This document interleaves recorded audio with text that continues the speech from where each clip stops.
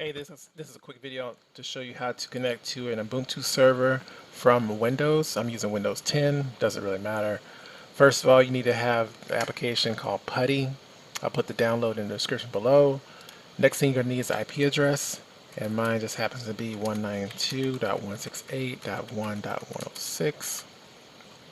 You're gonna connect on port 22. This is SSH, and this is IP address of my Ubuntu server.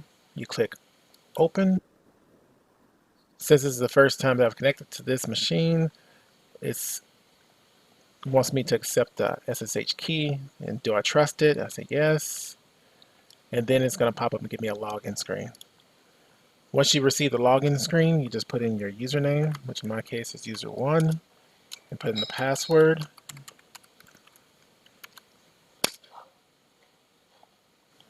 And that gets you in. And from here, you could do whatever administrative task or whatever you need to set up. But that's how you log in. That's the first step. Thanks for watching.